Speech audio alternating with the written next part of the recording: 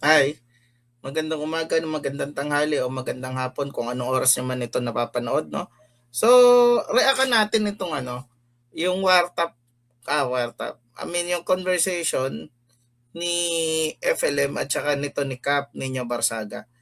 Kung matatandaan nyo, no, sinabi nito ni FLM na hindi daw niya kilala si Nino Barsaga. So, pakinggan natin, no? Pakinggan natin. Tapos, okay. Pakinggan natin. Tapos, kayo, tignan nyo, no, kung naniniwala ba kayo dito sa video na to o hindi. Magandang gabi. Ano? Kuya Francis. Ay, yun nyo. Yes. Kasi ako natatawa ako sa mga basher mo.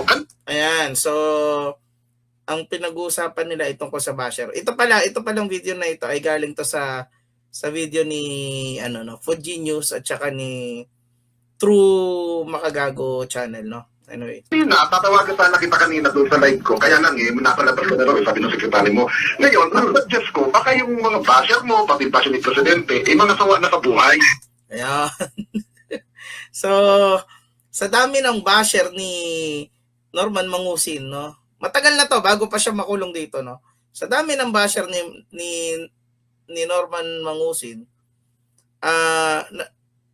naiirita na rin si Nino Barsaga. So kaya kinausap niya tungkol sa bashing. Tingnan natin kung paano magre-react si FLM diyan. Baka pinapakita ko kayo. Ninyo. Kasi ngayon, ayoko muna silang intindihin. Pakinggan mo ha. Ayoko muna intindihin yan dahil nakatuon ako sa pagtulong sa mga Pilipino. Naks naman. Retorika yung pagkakasabi, no? Okay. So, sa datingan pa lang nun, parang Norman Mangusin eh. Di ba? Anong masasabi nyo? Okay, tuloy natin. Napakaraming request sa aking YouTube channel at lahat gusto ko suportahan. Actually, ngayong araw na ito katatapos lang, ang akin namang pinamigay ay mga gatas para sa mahigit isang daang single mom na Oh, well, mahigit 100 pero kahit isa walang makapagsabi nun dito ngayon, no? Walang nagtataas ng kamay para sabihin, ay, natulungan kami nung no? Kahit isa man lang doon sa mga 100 na nanay na yon, walang nagsasalita. Wait, na ang sinususulang ng kanilang anak ay tubig na dahil wala na. Tubig na. Natugunan ko yun, tapos natugunan niya, no? Pandemic hero. Padala ko ng konting bigas dyan para sa Baguio. Dyan, bahala naman yung mga aking tao na mamigay dyan sa Baguio. Pero hindi naman pangkalahatan, konti lang naman. So anyway, ito na yung part na no? Ito kaya ba? Sabi ng mga lawyers ko. Sabi ng mga lawyers niya. Remember, nung nakulong ito si Norman Mangusin, naghanap siya ng yaman ng lawyer. Wala siyang standing na lawyer. No? Para sa isang tao na merong group of companies, no, nakakapagtaka na wala siyang lawyer. So, tuloy natin, pakinggan natin. No? Ang hinahanap lahat ng identity ng mga nagpapas natin. At sasampahan talaga natin ng libel. Sasampahan ng libel, yung mga nang babash. Naalala niyo yung, sabi niya, di ba, hindi naman siya naapektuhan nitong mga basher na to. No? Tapos yung namimigay siya ng bigas sa mga basher niya, certified na basher. So, obviously, no, talagang noon pa man, nasasaktan to si Norman sa mga pambaba sa kanya. Remember na ang fair criticism ay hindi bashing. Ang fair criticism ay hindi bashing. Ibig sabihin ng fair criticism, kinikriticize mo yung tao, pero hindi naman personalan yon, no? Ito, example, pag sinabi kong hindi masarap yung luto mo, hindi kita binabash nun. No? Paano ka mag-improve kung di ba? So, ganun lang yun. Ang asawa ko yung magtatampa, no? Asawa niya, sino doon? Si Mayu? Yung pangalawa o yung una?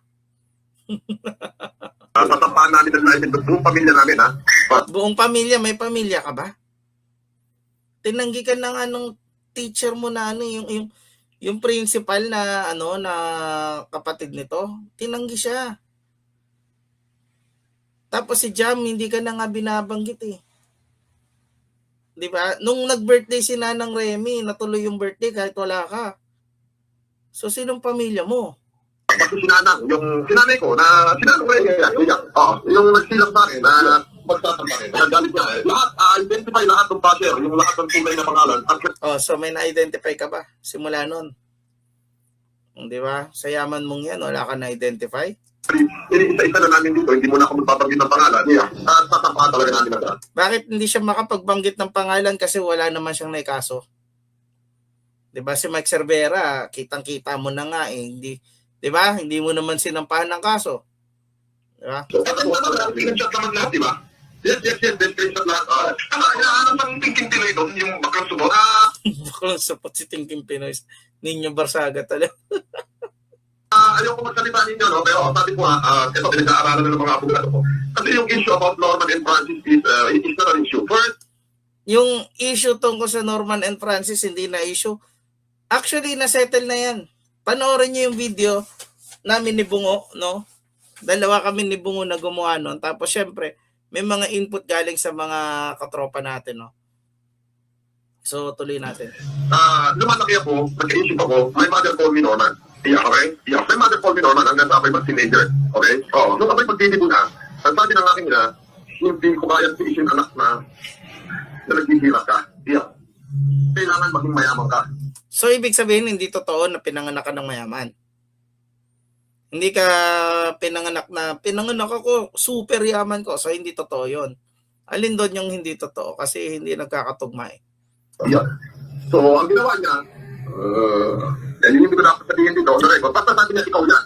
Yeah. Karapatan niya. Mahal kita, anak kita. So, anong kasalanan ko? Pinag-aaralan, dahil abogado kung ano. No. Doon mismo sa kaso niya na anti-Elias, yung nanay Remy niya mismo yung nagsabi na Norman, mangusin ka talaga. No? At kinoach ka lang dyan inano lang, yung kinoach lang si Nanang Remy doon na magsabi ng mga gano'n na anak ka ni Pacifico, no? Lumabas doon sa kung papanoorin nyo. Walang impersonator eh. Hindi naman ako yung nagpalit ng pangalan ko eh. Nanay ko yung nagbigay sa akin ito. Yeah. Walang issue yun. Wala akong kayo. Tsaka no, hindi dahil nagbago yung yung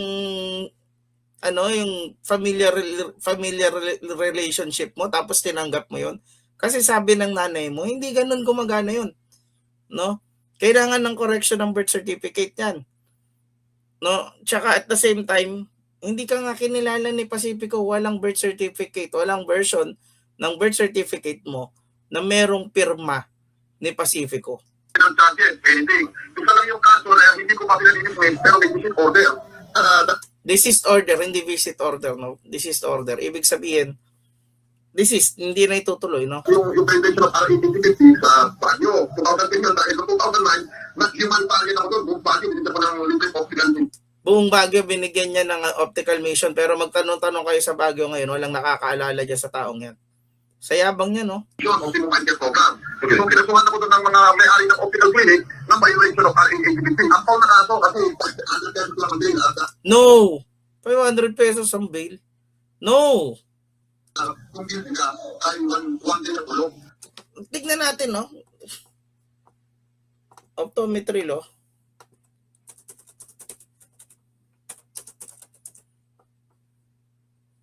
No? Kung ilang yung kulong. So, ito yun, no? Okay, so Control F, violation. Ayan.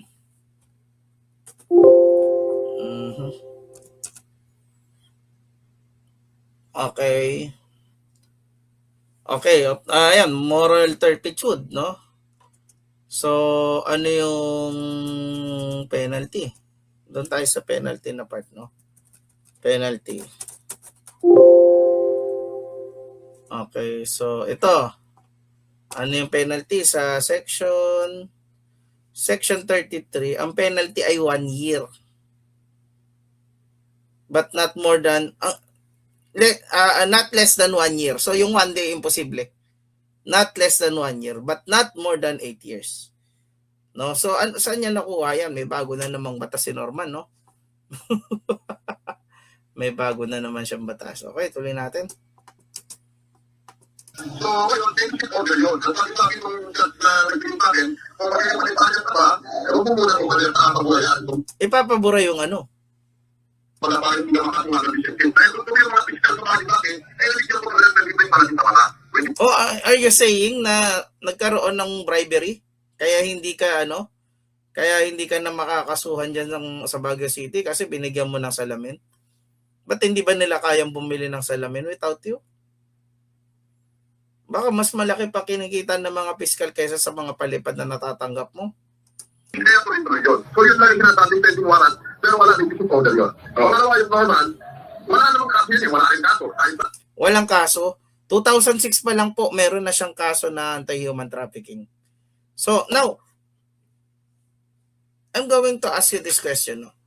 Naniniwala ba kayo na AI ito? Sa tono ng pagsasalita niya, dun sa mga claims na narinig natin na kinlame niya yan at kinlame na niya ulit dito, no? Naniniwala ba kayo na AI ito? So, comment down below, no? Kung ano masasabi nyo. Anyway, goodbye. Yan lang naman yung panlaban niya, no? Kung hindi AI, nabayaran, no? Hindi niya kilala. No? Pero yung i-address talaga yung issue, iniiwasan niya. So, anyway, bye-bye.